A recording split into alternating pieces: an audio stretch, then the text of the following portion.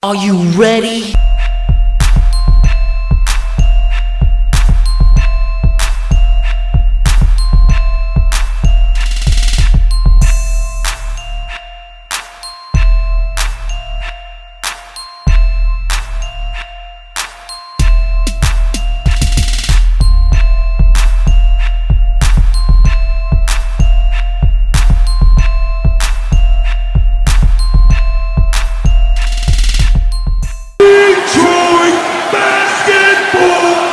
Hey peeps, how's it going? I'm getting ready to go down to game 3 right now, but welcome to the vlog.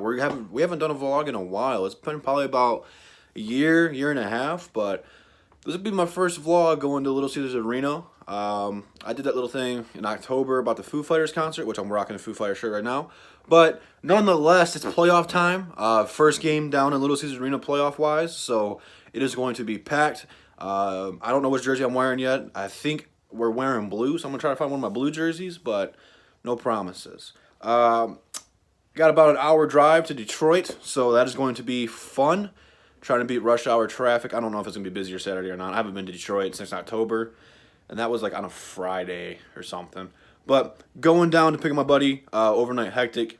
His link's going to be in the description. Does a lot of 2K videos. I play with him every once in a while, so go ahead and check him out. But I'm going to go pick him up, and we'll continue this in a minute. So, before I leave, we have a problem. This Drummond jersey is old and falling apart, and that is the only blue one I had. I did not honestly think it was going to be that bad. Poop. But yeah, it's kind of, falling apart. So, I guess I have to wear my Motor City Blake Griffin jersey. Well, oh well. Alright, peeps, we made it to Detroit. We got Overnight Hectic over here. Is this your first time being on camera? Yes, sir. Yes, sir. His link's also in the description. We're going to check that out. But we made it. We got about a couple hours before they open up. Well, I guess tip off. I think they open up in an hour. But we're going to go walk around, go get some food, see what's up. So downtown Detroit is very beautiful. Very environmental. That's a bad word for it. But it's a very cool place to hang out. We went to the Kid Rock's restaurant. Very good food. Very pricey though, but it was delicious. Some of the best food I've ever had while I was in Detroit. Very good environment and a sports arena type deal. You can walk right in there from it. It's awesome. So go check it out if you ever go there. Yo, dude, we got some bomb seats, man. You gotta check this out real quick. Hold on. So unfortunately, it was so loud in there I couldn't talk while I was recording, and I really couldn't get video of the game for copyright reasons because that's still involving the NBA game, so it's no different than if I took a clip from the NBA and put it on here. I'd be copyrighted. But we had great seats nonetheless. I really didn't have to zoom in on the camera at all to see anything. I mean, we were right there by the hoop. It was very cool, very awesome. The environment was crazy. Everyone was hyped up for it, except for the Detroit Pistons. But, man, to start the game out, that was the most packed that I've ever seen it. It was the loudest I've ever heard it. We were ready for a W, and unfortunately, we didn't live up to it. Blake Griffin had an incredible game. I can't say the same about the rest, but, man, the environment was absolutely crazy. So real quick before I break down what I got to see in person, I didn't really get to do what I wanted to do there. We got there earlier than I thought we would get, and we had to wait a little bit at the restaurant, and by the time that, it was pretty much like a half hour to game time, so we really didn't have a whole lot of time to walk around and explore, but nonetheless, it was an awesome experience. So that being said, let's break down what happened. So everyone in the crowd was anticipating Blake Griffin's return, although it was still questionable, and it wasn't officially announced ever. The only thing that we got on Twitter was that he was not inactive.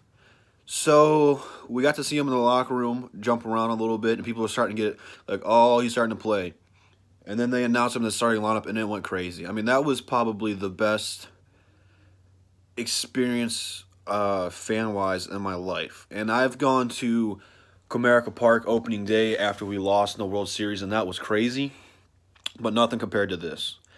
We were hungry for this. The fans were awesome. Absolutely incredible on their part. After the whole year of them not showing up, they showed up today in full force, and they were hungry. They were loud. Awesome from them. Very good job on us, I guess I should say, because I was there too. The guys that we sat by were awesome and funny, cracking jokes the whole time. So shout out to those guys. But besides Blake Griffin, no one showed up. I mean, Luke Kennard didn't get hardly any touches. Andre, or I don't know what was going on with that.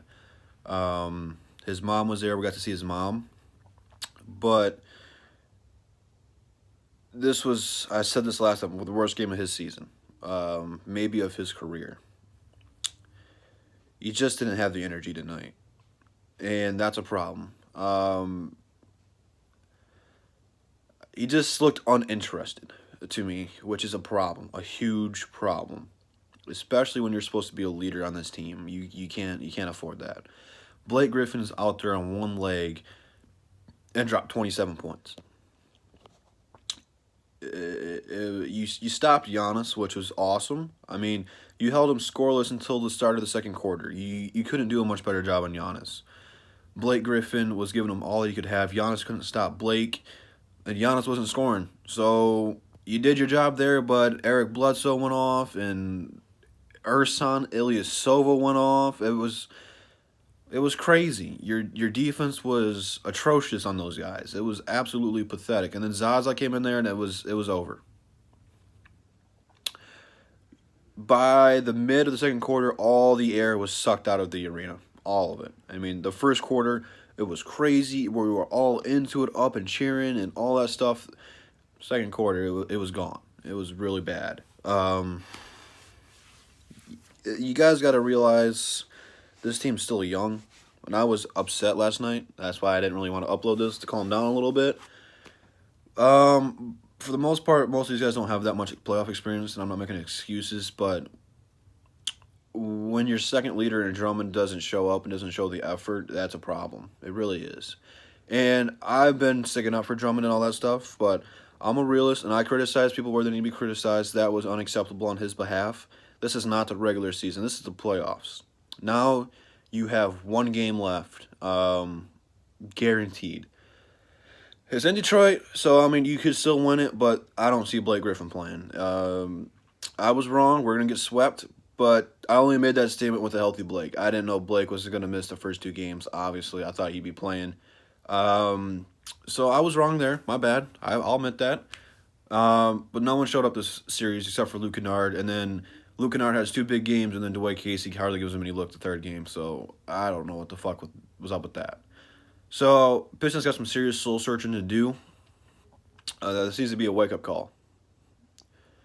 This season was a roller coaster, nonetheless. Players at the beginning of the season were talking about having a home court advantage series to start the first round. You didn't live up to that. You fell off, and then your goal was to get the 6th seed. You didn't get that. You got the 8th seed. You really missed your achievements or your goals this season. So you got some soul searching to do. The bright side, you got the 15th pick in the draft. You can get a quality talent there. You got money coming in, money coming off the books, so you got some money to spend. You got some expiring contracts, maybe some pieces to trade. So you got some options. Again, though, man, the future is bright with this team. I mean, Luke Kennard, Bruce Brown, Kyrie Thomas, Shaviv, Thon is still young. Drummond is like 25, 24. So, I mean, you still have a young core to build around. So, I mean, you got the future in the works here. So, this season really was just, I guess, we set too high of expectations for this team. I think we were just excited we got Blake. But this was a learning curve for the younger guys, the second, third-year guys, the rookies, all on the team, just to get a taste of what it feels like to be in the playoffs. And now that you got embarrassed, that you didn't shut up everyone at FS1, the Colin Cowards, people at ESPN, all those guys who said this was going to be a blowout, and you didn't prove them wrong, hopefully that puts a chip on your shoulder for next season. Hopefully. I hope this isn't going to be like Stan Van Gundy's team where we don't improve. I hope something happens. But I don't want to make this video too long. Happy Easter for those of you guys who celebrate Easter. Hope you guys have a good day. I'm not sure if it's going to be uploaded today or tomorrow because I am going out to celebrate with my family. But nonetheless, hopefully you guys have a good day. Let's not take this too hard. Drafts is this week, so let's get ready for that. But yeah, Pistons probably gonna go ahead and get swept. So it is what it is, man. It is what it is. Can't be too low, can't be too high, I guess. So that being said, check the description. Now, Overnight Hectics channel will be in there, along with my Instagram and Twitter. So go ahead and check all those out, and I'll see you peeps in the next one. Peace.